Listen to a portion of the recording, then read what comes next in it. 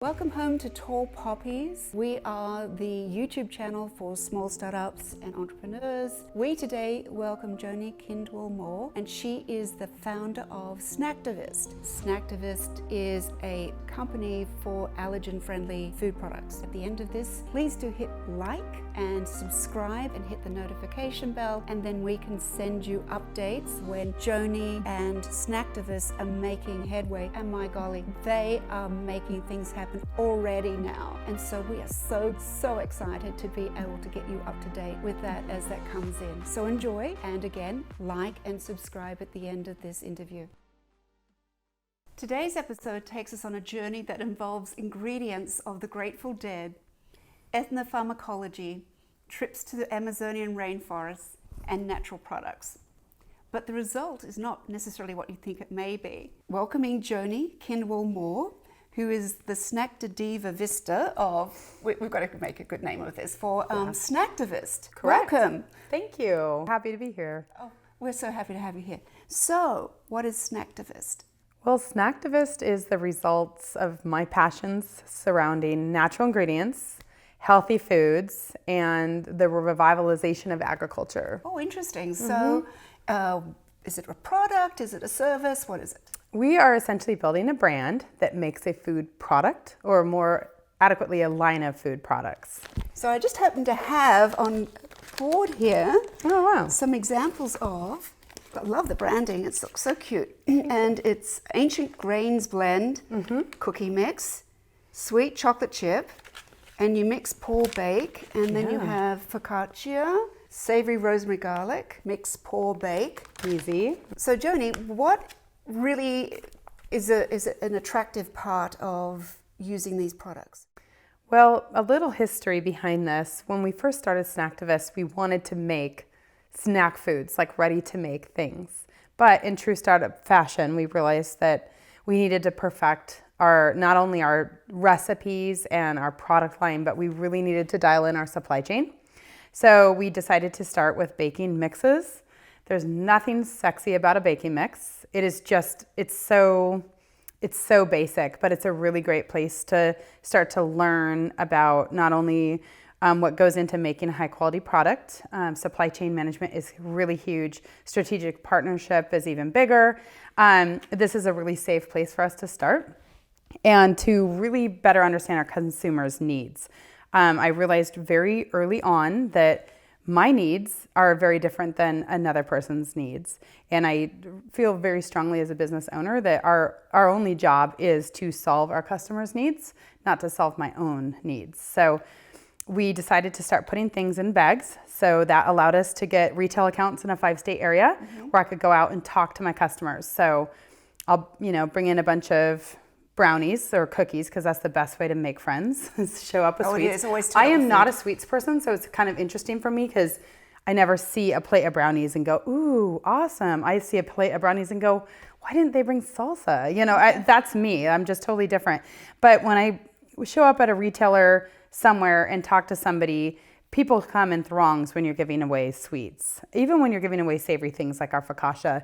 And then we're able to talk to people and find out about their pain, what problems they're facing as a consumer, frequently what challenges they're facing as a parent trying to feed a family and feed them healthy foods, especially if they're under the strain of having children with dietary restrictions from allergies and sensitivities. And also if they've limited time, because I'm looking here at the back, and this is fast. It's so easy. It's literally 5 minutes of hands-on prep time. Right. These products have been designed for the cooking illiterate, essentially, because we wanted to make them easy enough for someone who doesn't have a robust cooking background to just make them.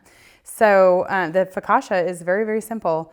Although still people have trouble because they just are intimidated by baking. Baking is intimidating for people if they're not familiar with it. Well, give it a try, guys, because this is easy, sealable package. So if you don't use it all at once, you can sort of save it. Yeah, you can make small. Have fun. It's not intimidating. It isn't. And then what's really great about this now is we are moving into making them a finished product line. So people will be able to buy them ready to eat. They freeze really well. So we're working with a commercial bakery that would like to produce, for instance, the focaccia. We'd probably do mini loaves, so you're not dedicated to a huge loaf. So that's a big trend, you know, because It would to be go frozen. from RTEs to the prepackaged. Yeah, it is a big shift. I mean, it's essentially a business model change, but it's really just us responding to our consumers' needs because we just continually hear from them, when are you going to bring this to us ready to go? You're jumping into the melee of something that might seem suicidal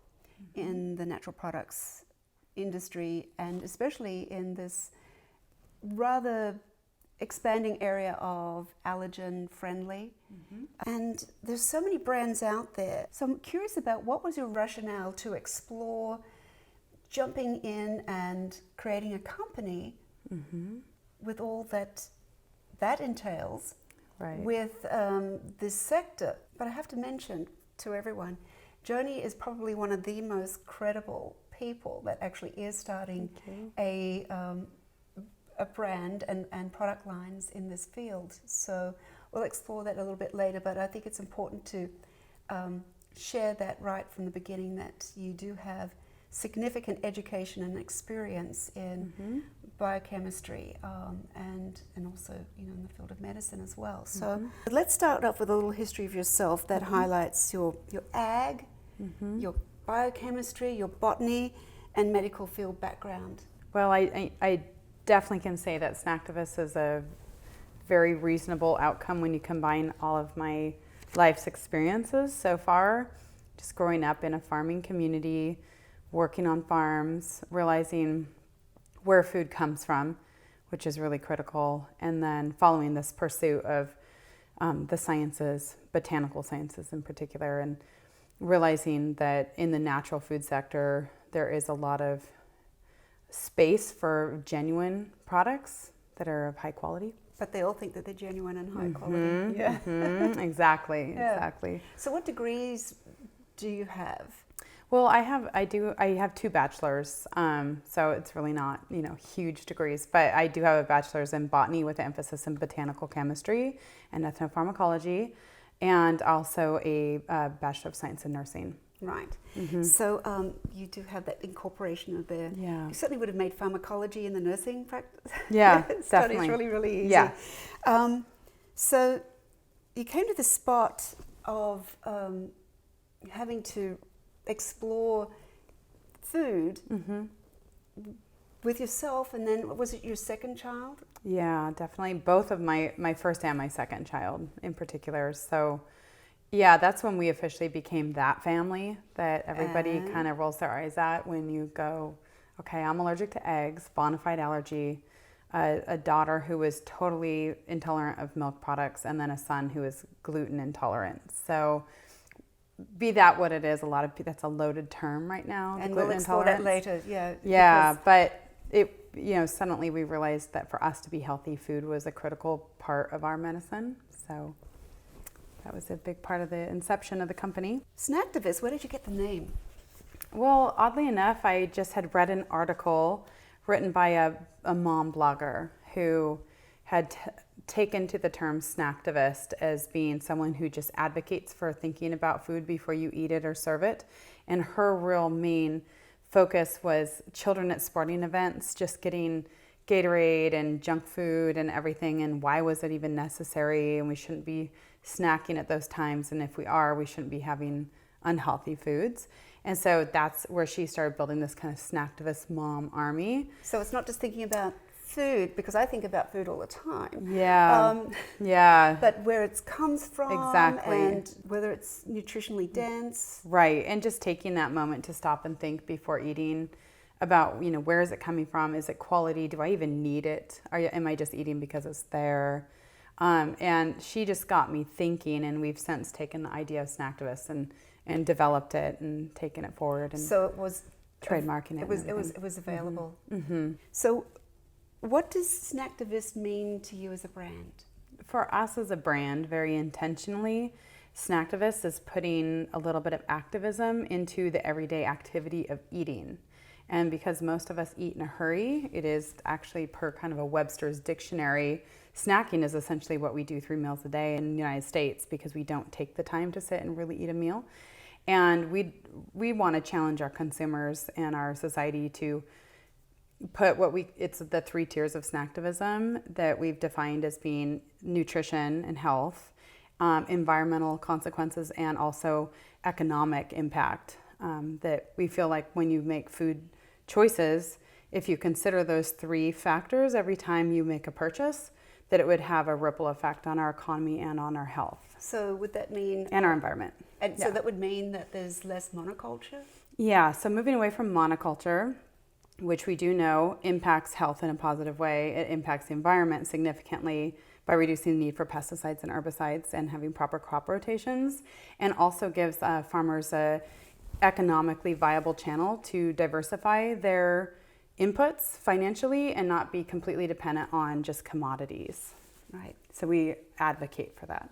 So what is your specific hook, line, and elevator pitch? So Snacktivist is an interesting thing because it is a really dynamic thing building a brand. It's actually, like you said, it is a little suicidal, especially when you're looking at, do you just develop one product or do you develop a brand? And those are 2 very different things.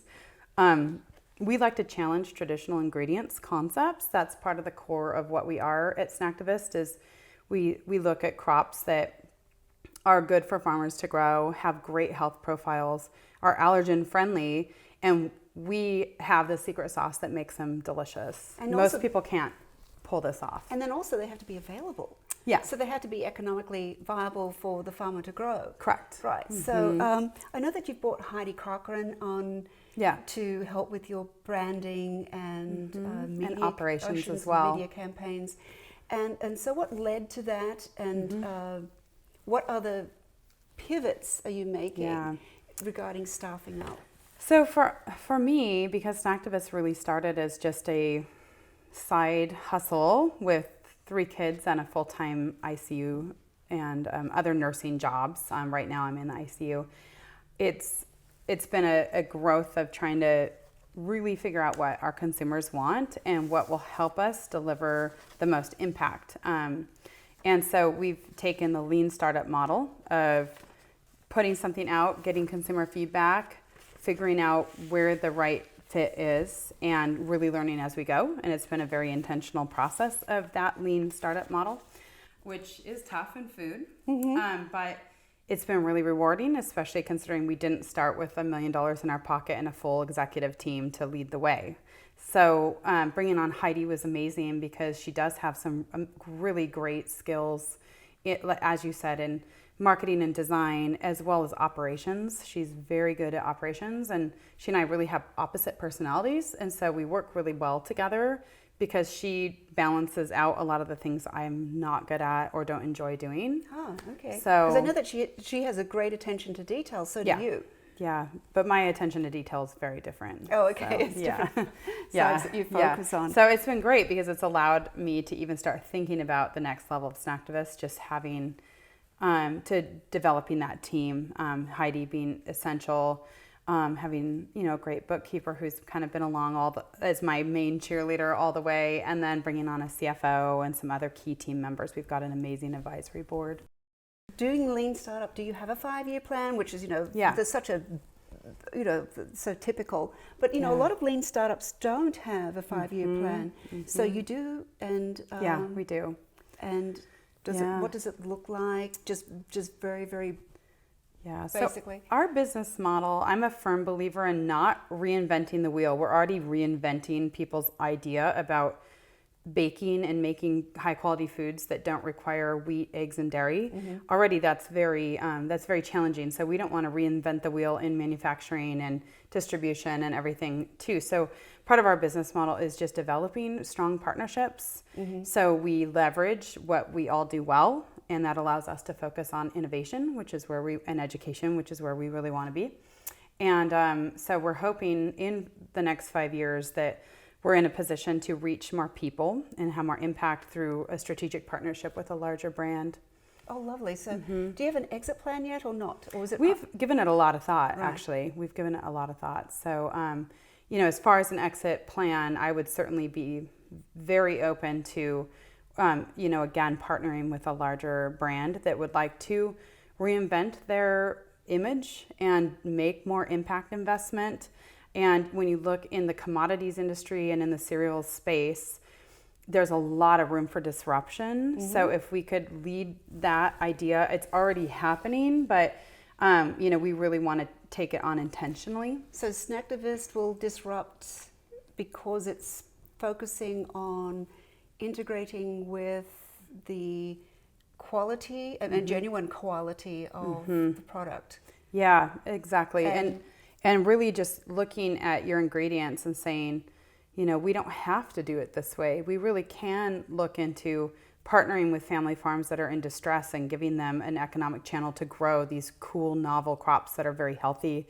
Like sorghums, for instance, are a very viable solution to a lot of the corn crop failures in the Midwest that are happening right now, and the increasing runoff of nitrogen and the pesticides and fertilizers in general have been really hard environmentally, and they're also very costly, so they're cutting into profits. Now we have the Chinese tariff war that's also impacting soy and corn farming in the Midwest significantly.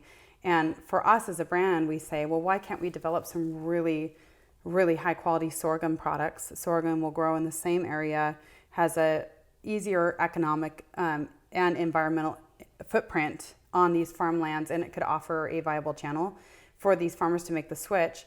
And then the nurse in me and the scientist gets really excited because the NIH is evaluating sorghum for anti-tumor properties. It's very high in antioxidants.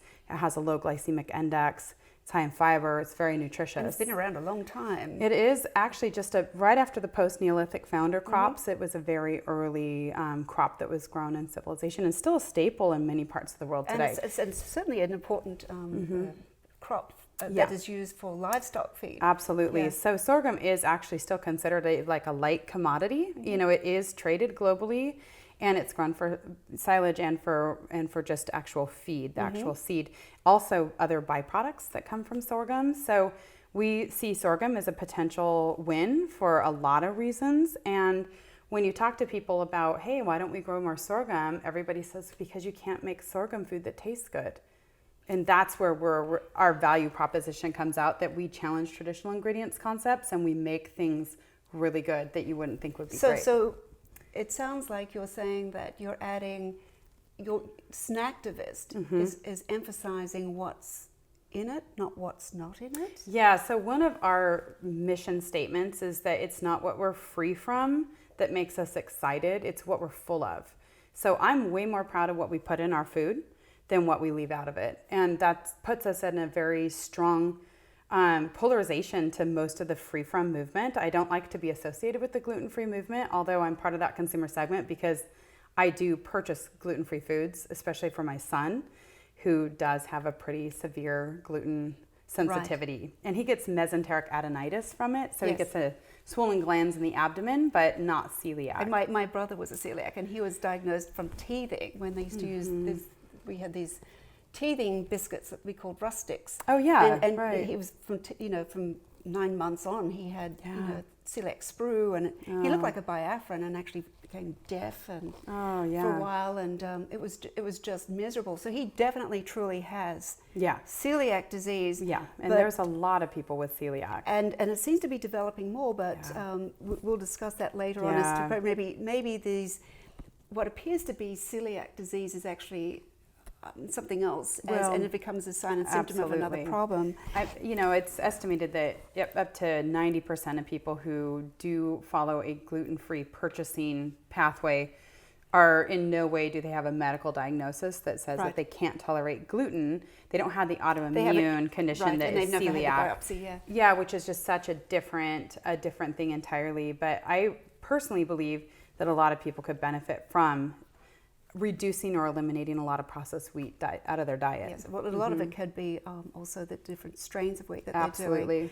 But and that's a whole nother fun and project. that's another fun talk there. Yeah. And the thing is, a lot of the gluten-free products seem to be very high glycemic, and now we've got this massive problem in this country on insulin resistance and type 2 diabetes, and a lot of these so-called healthy foods are actually creating. They're horrible. And Robert Lustig, who, if none of you have ever read Hacking of the American Mind, please go and read it. And he's got this wonderful talk that's up on YouTube. I think it's Darwin, Diet and Dollars. And that is a brilliant talk. And I think it was at some medical conference somewhere in Utah, but he has a lot to say about... well, we senselessly put sugar and refined carbohydrates in everything. Look in the cereal aisle. And it's one thing if you're having a treat, it's a birthday cake. Okay, but you don't need to be eating that for breakfast, lunch, and dinner. Like, in no way is that good for you. So we try to differentiate our sugar use like that. And, and then we can talk about wheat, because it seems to be the trendy, like the Salem witch trials at the moment. But, for so many thousands of years since the cradle civilization, it really drove humans, for a solid, secure food source. Absolutely. And the foundation of, so much good, so many good things. And, in Persia, the Iranians, they're wonderful people. And they're just so fantastic because they understand that their culture is deeper and richer and longer than even all of their religions that they've ever come under. And, that they were the source of not only wheat, but wine and beer. Yeah. And that carried humanity through to where we are today. And now we're faced with this, the scourge so-called of wheat, but it could be something else. It's very confusing, I think, to the consumer. And as someone who's been a real student of the history of wheat, I actually feel like the demonization of wheat is malplaced. I really don't. So too, yeah. I really think that there will be a renaissance of, our cereal industry where it comes back with less processing, more fermentation, which we do know increases the digestion. And older strains. Older strains. So I'm working with some farmers that are very passionate about landrace and heritage and heirloom wheats and other crops. And it's really sad to me that we're having to import a lot of those from Europe and other countries when we could be growing it right here and saving a lot of these family farms that are trying to break even on their profit margins. And if they just had a different spin to make them more special and not be just a commodity anymore, that it could be impacting our health and impacting our local economy. I know in Australia years ago, this was back in the 70s and 80s, we had a problem where so many of the properties were being bought up by large, large corporations, especially in the Midwest. So you've got monoculture, and then you've got large corporations, and the demise of the small farm is really a sad. And the productivity needs. I mean, farming. But the innovation, because small farmers. We were talking about this earlier. Was that when you've grown up on the farm, you can innovate, you can improvise, you adjust to the market.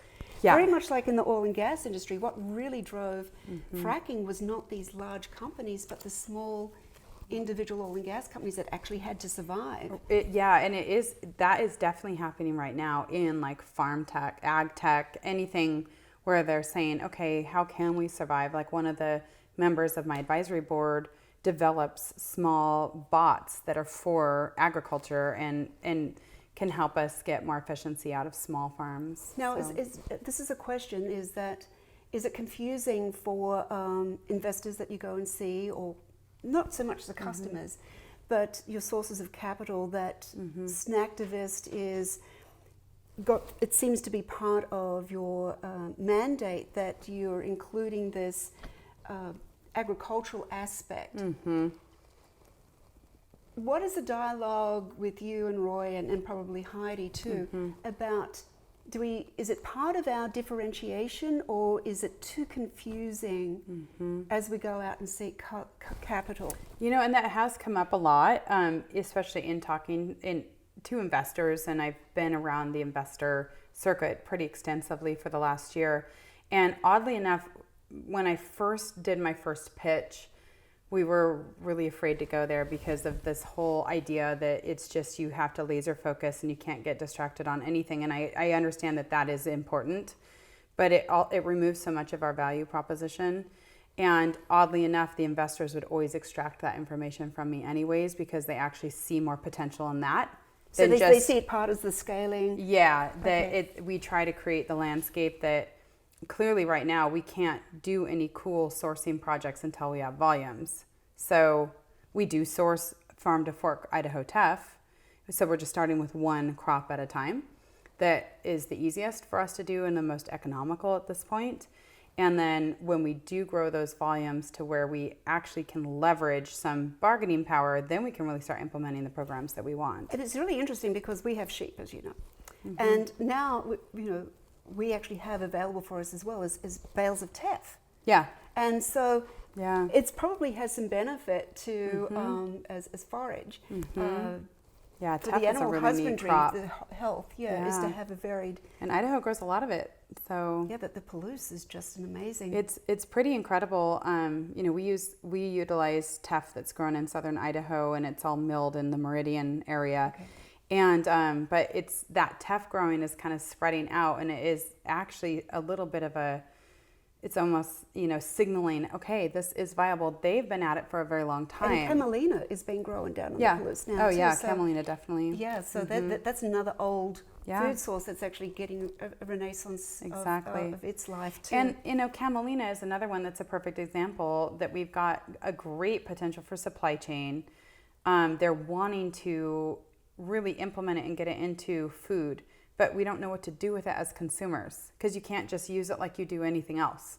Like a lot of people try camelina and they add the whole seeds to something, or they try the oil, but because it has a different flavor profile, we're having to use a little more innovation to retrofit it to our American palate. So that's a really good challenge for local cuisine and chefs around here to be actually profiling that and help driving that. And chefs are huge influencers. I mean, absolutely. Once you can lead them down that path, you look at quinoa, and it's a very obvious example. Kale as well, that, forever.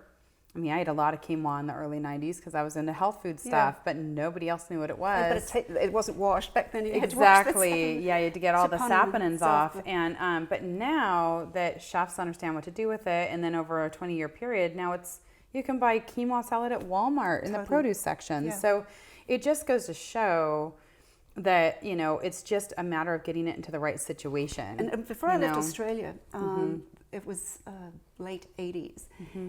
And there was this wonderful surge of knowledge that was coming out from the Aboriginal community about Indigenous foods, which they'd been using for 40+ thousand years. Right. And the chefs were really driving that into, the Australian palate. And it's now, a lot of these foods are now available to everybody. And so that's really neat to see that drive. But back to Snacktivist, how do you see that you can scale up Snacktivist? Is it going to be through, for one, what products have you brought to market? And then how are you going to scale it up? And are you going to do it in regional centers, or is it going to be nationwide? But well, interestingly enough, so because we're making foods that would just be easily recognizable by a typical American, like our pizza crust is a very good example. It's made from sorghum. Sorghum is the featured #1 grain. And when we serve it to people and they don't know any different, they just think it's pizza crust. They just think it's a light whole grain, like a little bit of a whole wheat crust. And so something like that can be scaled, through, again, the partnership, because we're not going to own farms.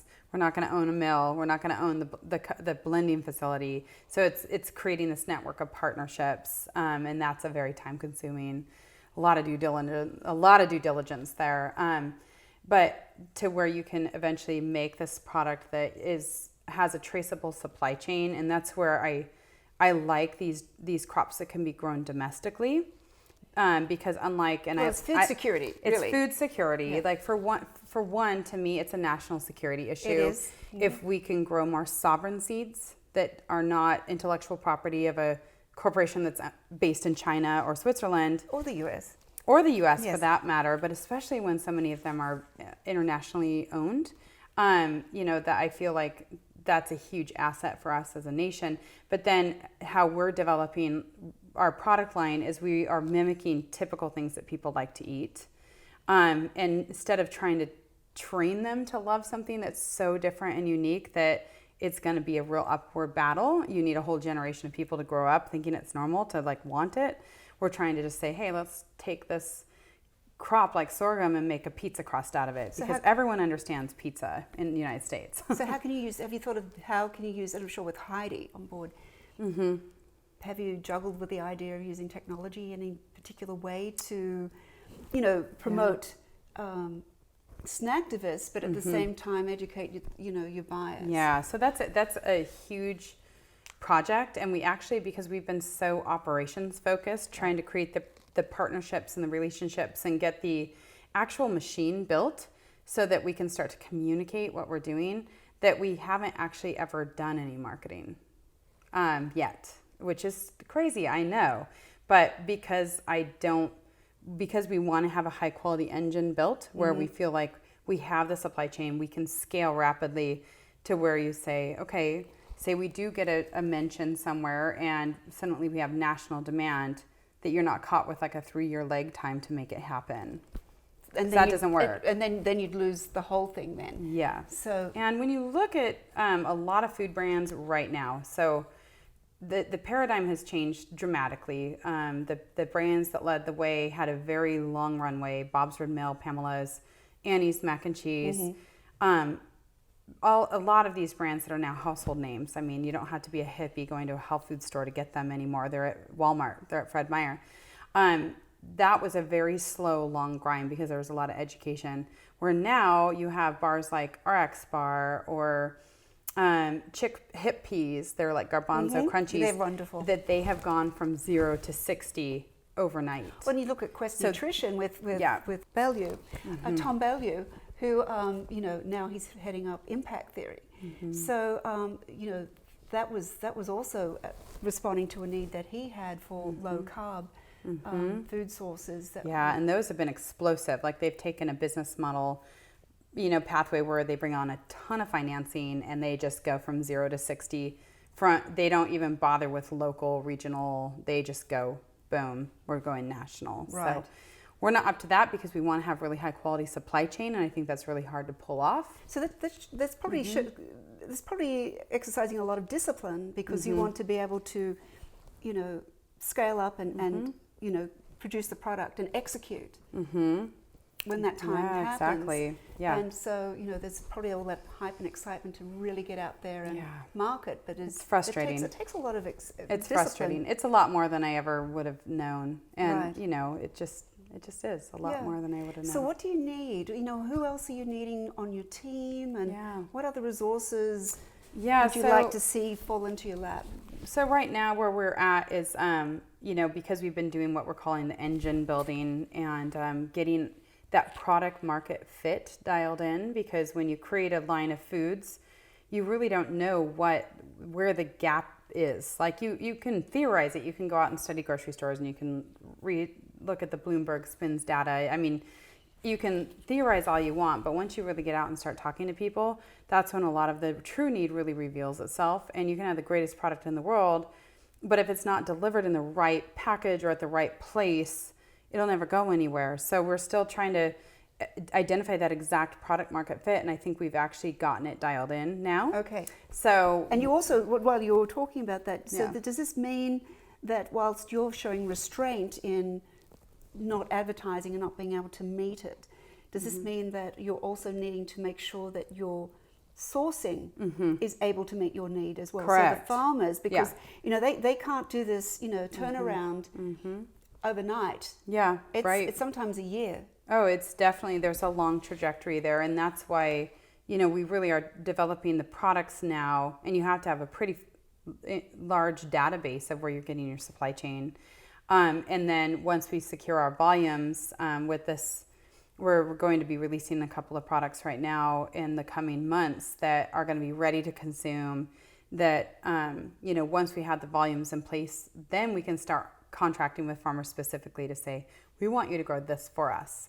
And they want to. I mean, I got invited to speak to the Idaho Wheat and Barley Commission for a reason. Yes. Because they said, what are you doing? We want to hear more about this. And that resonates with investors a lot when I've talked to them. Right now, as soon as we get that right product market fit, because what we make is delicious, but people don't like to cook. And baking mixes we knew would never go crazy because baking mixes are not sexy at all. They're silly. I mean, but it's a very safe space to play in because it's not going to go crazy. And there's a lot of people that say don't play it safe because if you wait until perfect, it's going to be gone. But in regarding to agriculture, you just don't have that. Yeah, it's flex. a fine line. Yeah. It's a fine line. So now that we have identified, okay, we've heard it from tons of customers, business, B2B relationships, we really know what we need to do. And ironically, people do want sweets and I've never been a sweets person myself. So the irony is a little bit funny because it goes against a little bit of me and my own personal ego, because I'm not I'll stop for brownies and cookies kind of person. That's just not my thing. And they do contain sugar. And for the longest time, we weren't going to do anything with sugar. But then when your kids are having a birthday party and they want a brownie, you're like, let's make a really good whole grain, gluten, egg, and dairy-free brownie. It is going to have some high quality organic cane sugar in it. But it's still, well, fructose, sucrose, and right. glucose is still... But it's not high fructose corn syrup, and it still does have... that is the evil. It's awful. And then it still has this great whole grain backbone to it. So, that's oddly enough where the consumer is pointing us to go. They're saying, yes, we want that, and we want it with our coffee. Because, I am that consumer. And right now, like, my dream would be to say, let's get this brownie off the ground. It's a really high quality product. I don't like brownies, but this is a good brownie, and even by my standards. And why not have it in every Starbucks? So if I'm stopping to get coffee with my kids on my way to Seattle, my son can eat something, because there aren't a lot of options there that are gluten, egg, and dairy free. And I'm sure you're not overdoing the sugar levels. You're not doing the grams of sugar too high. No, it's like a low bricks brownie in the scheme of things. Like, most brownies are like sting your teeth sweet. Mm-hmm. And the first ingredient is sugar. And the second ingredient should be insulin. Yeah, exactly. They come with a side of Bliss Pro, ready to go for you. But, oddly enough, again, it's listening to your customers. And when I talked to my customers and we didn't have any sweets, they said, make us a brownie that's a dark chocolate brownie that's not overly sweet. And if people want it sweet, we can put frosting on it. We just want a good base. And so that's what it is. It's a base. And we're moving forward with partnerships to have it into production. In fact, we just got a really great contract with a big restaurant group out of Chicago that wants it made by one of our commercial bakery partners out of St. Louis. So, that's congratulations. Yeah, so really that's fun, because now I think about a diner in Pennsylvania going to a restaurant and they can get a gluten, egg, and dairy-free decadent brownie. And St. Louis is a great area for distribution. Yeah, it's centrally located. Yeah. So that's one of our strategic partners is there. So what other resources, people resources, do you hope coming? Yeah, so I'm one of those very realistic founders where I want to recruit a very talented executive team that has skills that absolutely put me to shame, because I love people like that. I always want to be the dumbest person in the room. Yes. That's my goal. Yeah. And I am today. Yeah, and I look, not at all, but I look at people like Bailey, who's been on your interview circuit before, and and her track record and her resume is just so rich with experience and relevant experience. And if I could recruit somebody, she's actually executed. Oh my goodness, like incredible. Yeah. And she knows it so well that she can decontextualize and rebuild based on true expertise, instead of someone who's, this is my first company. You don't know what you don't know. So when I put it out there in my dreamland, if I could land like this incredible experienced CEO or COO or anybody in that executive level that says, hey, I was vice president of Heinz before, or those kind of level. Mary's Crackers or... Yes, I was CEO of Kind Bar back in the day. Yes. You think, okay, you are exactly who we need in our camp, because... Even on your advisory board. Oh, exactly. Yes. Yeah. Exactly. We need those people in our camp, and because Bailey they says, can lead if the way. you haven't got what you want and you haven't asked, you're never going to get it. Yeah. So who do you want? Yeah, so I do want. I know in the Coeur d'Alene area, it's almost ridiculous because we're a tiny town of 45,000 people, but we have a lot of heavy hitters with very rich backgrounds and in big food. And big food is changing, but the rules of the playing field are still the same.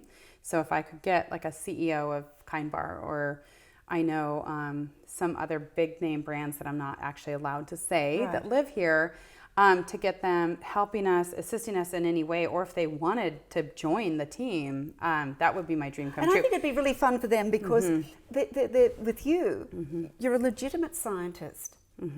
That's my happy place. you know what you're talking about, and you've got so many people who are so well intentioned in this sector, but really have no clue. That they parade around as though with these truthisms about there's healthy a lot food. of misinformation out there, and we can talk about that. And to try to not go in this extreme fad movement, and I really think the new norm for just general staples will be in part gluten-free foods that are super high quality and don't necessarily taste gluten-free, but they've never been marketed as gluten-free. They're just high quality and they're made from alternative grains that are high quality, and we know they're good for us. And until we can address the causative agents of this apparent increase in gluten intolerance, so then when we can get the more of the gluten coming in, it would actually be a complement to absolutely your product lines. But that would probably be way down in the future, and you may actually be able to create product lines that sort of marry both. Absolutely. I mean, the world becomes your oyster if you have a really well put together team with a cohesive mission and vision to where you're really trying to improve and make food better for people and better for the environment. And this isn't your first go round, though. You're not as much of a rookie as you make out. Because back in '97, when you were at college, you and your sisters created Kinetic Cookie. That's correct. Which is you're way ahead of your time. Healthy cookie. You were ahead of the ball. Hindsight 2020. Oddly enough, I called the co-packer we're talking to now, who might make a cookie for us. I called them back in 1998 and was like, would you help another brand make a healthy cookie? But they weren't at that point yet, Are they now? Yes. Okay. But it's just funny that much time went by. They're still in business? Oh, yeah. And they're doing great. And they're really neat people. So very aligned value system and very same idea about transparent supply chain and the importance of that. And so you were working Kinetic Cookie with your sisters. And so, starting a business with family can be fraught with danger. Well, it was a very small business. It was literally one of my sisters and I baking at night, and true college style, it was in downtown Missoula, and we had this access to a catering company at night through a back alley, and there was like a rowdy bar across the street, and it was so like, we'd prop the door open and you could hear the live music and the sound of glasses clinking, and I'll never forget it. A guy named Corey Hayden always played live music there, and it was a really cool experience. My other sister's brilliant at marketing and sales, so she did all of that, and the other one and I, they're twins. We actually did the baking. Oddly enough, that twin that I did the baking with is now, really accomplished corporate, amazing buyer. I think all kids should have their own business, but it says a lot about you to sort of like have this really happy, positive team. Because the other sister concept to fruition. And in a tough market ahead of the time. So you've done this before. So hats off to you. Oh, thanks. It was a very small thing, but it was a great trial, and that was my first taste of entrepreneurship, and I actually loved it. And you said to me once that you should have stayed with it. You look back in 2020, but between then and now, lots have happened. Lots has happened. And back then I didn't get it. Like I really thought you had to do it all yourself. And I was like, gosh, I'm terrible at Excel spreadsheets and accounting and stuff. And I had my sister who since went on and she worked for Paul Allen at Vulcan. I mean, she's a very accomplished, producer, marketing, all that stuff. But I just thought we don't have the skill set. But I didn't think about the fact that you go find those people. You just put it out there, and like last spring I said, I need people who are very financially savvy. I want an interim CFO. And within a month I met Cheryl, who's amazing, and she's MBA, CPA, like every kind of qualification, and is the CFO of a huge corporation. And she was like, I'd love to help. That's wonderful. So those are those moments. So it is tough because when I first started, a long time ago by myself, I thought I had to be perfect at everything, and you get worn down by the angst of that. Or you just don't have the resources to recruit people to help you. Well, when we're starting out by ourselves, we don't.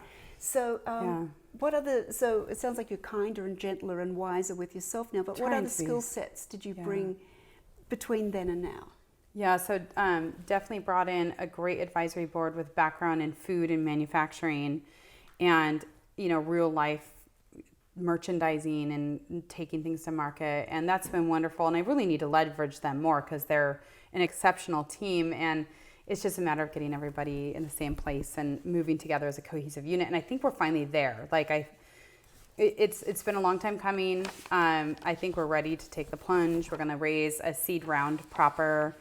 I, you know, was just talking to one of my advisors and thought, if we can raise $400,000, we can do this for real. We can really take a polished, finished product and take it to people across the United States, even just in coffee shops, and start making the impact that we want to do. So you can see yourself, once that engine that you're talking about is being built, and you've got the sourcing that's you know, firmly established so that you can meet the market people demand. Can help you. Because you don't want to lose that momentum. Right. Once you get the resources to do that and execute it, then it's just woe and go. That's our and you've got 3 products coming. You've got how many products that are available now? Well, we have actually 8 products that are available because we wanted to find out where the biggest need was. Right. So we're actually going to scale back on those and focus on 3. 3, and then you're bringing 3 to market later on in the year? Another 3? On a broader sense. On a broader sense, okay. Yeah, actually what we're going to do is we're going to push it through the value chain. So, you know. And what do you mean by the value chain? So because each time you do something and modify a product, you're pushing the value up. So it's going through this value chain. So raw grain is amazing, but it has very little value because we can't really do anything to it. And then you put it into a flour, and then you blend it into a blend, and then you have a bakery bake it into a finished product. It's suddenly the highest point on the value chain. So that's really where we're trying to do, is get it to where it's easiest for the consumer to grab it and consume it.